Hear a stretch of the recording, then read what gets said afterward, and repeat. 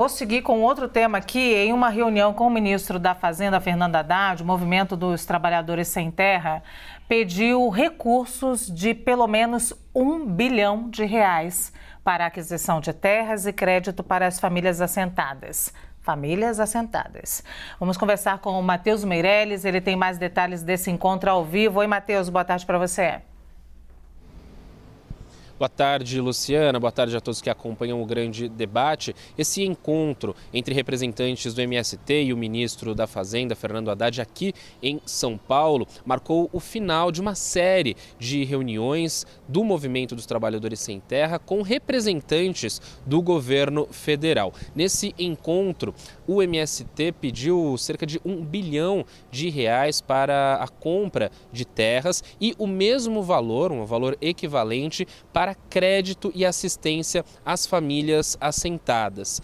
Pelo orçamento do governo federal, tem R$2.400.000 para a compra de terras e R$48 milhões para o crédito e a assistência. Isso equivale a 2,5% do que está pedindo, de fato, o MST, que cobra medidas de todos os âmbitos do governo do presidente Luiz Inácio Lula da Silva para acelerar um processo de reforma agrária, com uma formulação de medidas, de metas e também com um cronograma. Nos últimos dias, o MST se reuniu, foi recebido por diversos ministros, como, por exemplo, pelo ministro da Educação, Camilo Santana, que ouviu demandas sobre orçamento para o campo e também orçamento para a construção de escolas. Foram diversos os encontros, o MST que informou à CNN que nesses encontros continua firmando o apoio ao governo do presidente Lula e também ao governo federal. Eu volto com você, Luciana.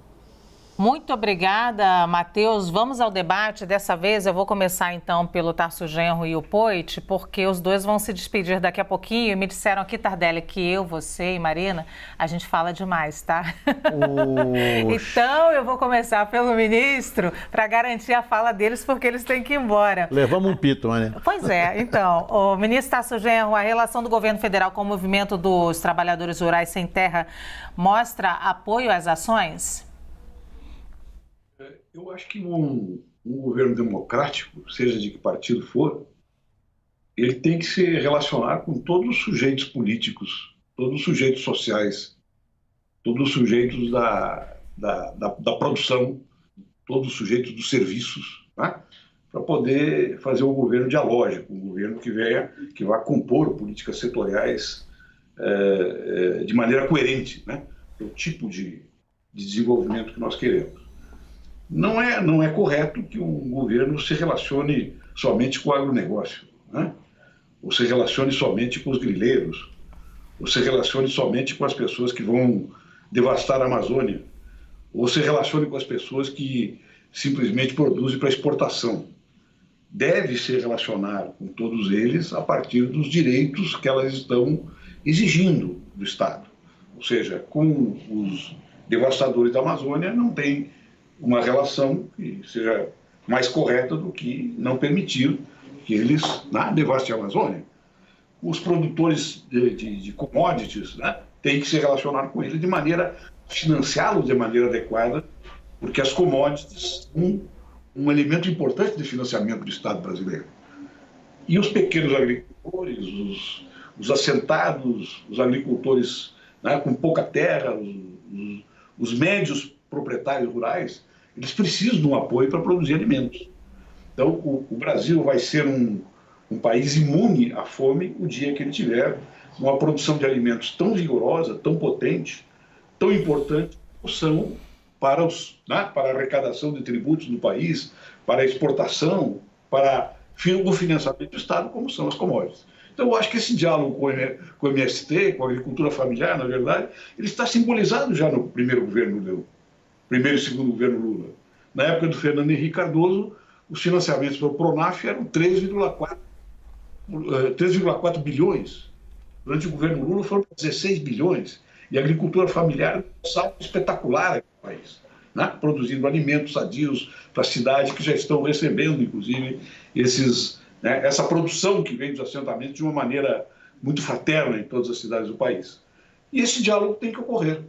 seja em cima de crise, seja em cima de um movimento de ocupação, para que desocupem e cumpram rigorosamente aquilo que determina a Constituição e continuar financiando a produção e desenvolvendo os gêneros alimentícios fundamentais para a mesa dos brasileiros, que é o caso da agricultura familiar, das pequenas cooperativas e dos assentados em vários pontos do país.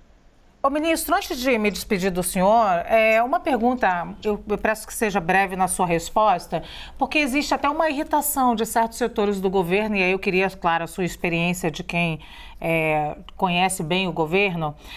Existe até uma certa irritação por essa grande quantidade de movimentos de invasões, ocupações. Aqui a gente respeita todas as terminologias, tá, ministro? Do MST nesse momento, no início do governo Lula. O senhor vê dessa maneira?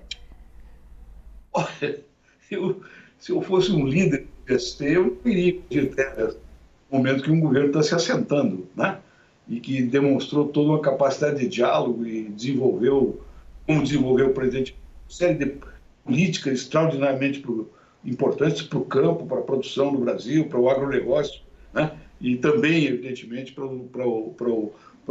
aquelas pessoas que seguem as orientações do MST. Eu acho que é um equívoco isso, porque isso aí perturba, né, o processo político num governo que está se organizando, ainda tem pouco tempo, e dá, vamos dizer assim, uma chance de aproveitamento, né, para os inimigos da democracia, para se salvarem e dizerem, olha, é eles que estão perturbando o processo democrático.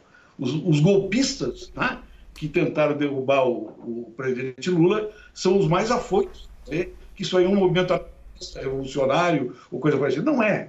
Né? Eles querem terra, portanto, eles querem propriedade, eles querem ser proprietários. Né? E o capitalismo é um sistema que articula os proprietários no processo de produção. E os movimentos originários do MST e das outras organizações do campo aqui no Brasil, eles tiveram um efeito extremamente positivo para democratizar o acesso à terra no país e produzir alimentos para a população. Pois bem, Vinícius Poit, essa relação do governo federal com o movimento dos trabalhadores rurais sem terra mostra apoio às ações desse movimento?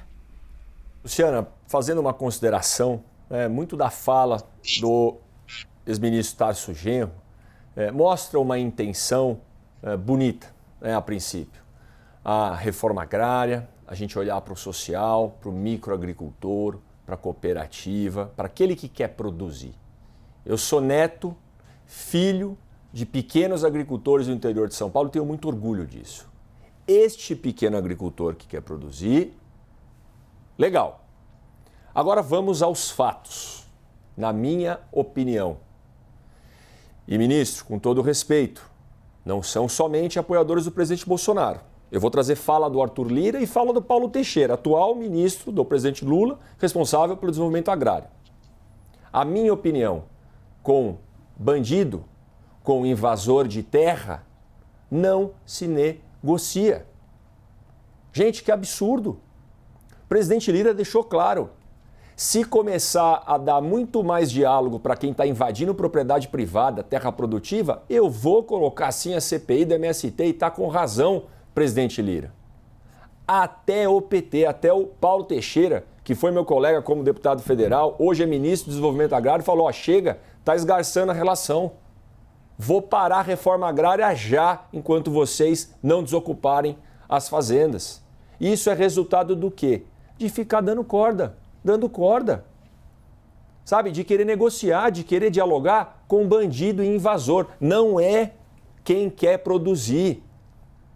Sabe quem é? Vou pegar um exemplo do líder do MST que agora montou outra frente porque até lá ele perdeu espaço. Zé Rainha foi preso outro dia aqui em São Paulo, mas estava solto. Já foi condenado por estelionato, formação de quadrilha, até homicídio. Esse tipo de gente não se negocia, que toma as propriedades e toma o governo de refém. Vejam no Instagram do CNN Política a fala do William Vac sobre o que está acontecendo. O MST se saindo vitorioso. O MST pedindo cargo no INCA, pedindo ministério, pedindo recurso. O Haddad, agora, os caras com a faca, isso é uma expressão que se usa, com a faca no pescoço agora, que o William Vac usou um tipo de expressão assim também. Ó, é 1 bilhão para o MST agora. Parece que eles sequestraram as terras, sequestraram o governo, agora estão pedindo resgate. Pediram resgate para o Haddad e até para o Paulo Teixeira. É um absurdo, Luciana.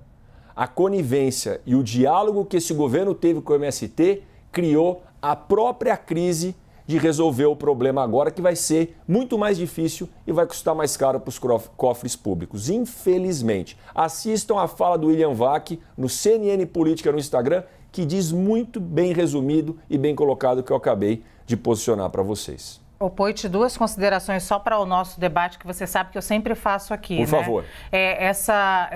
Esse pedido agora é para famílias assentadas, né? Senão as pessoas começam a confundir achando que você vai invadir uma terra e ainda consegue dinheiro do Ministério da Fazenda. Só para a gente não tumultuar aqui a fala, porque senão são agricultores que já estão assentados. Como você disse que é seu pai, sua avó, são pequenos agricultores, pessoas já assentadas, né? Luciana, eles não são, né? Já foram, o meu avô, inclusive, que era um pequeno, já faleceu e meu pai veio do sítio, né? São minhas origens, que eu respeito e tenho muito orgulho. Agora, o MST mistura, esse que é o problema, Luciana. Dentro do MST pode ter, sim, como eu disse, pequenos agricultores, cooperativistas que querem produzir, só que tem outros que fazem esse tipo de jogada para depois exigir cargo e dinheiro. E isso é muito ruim.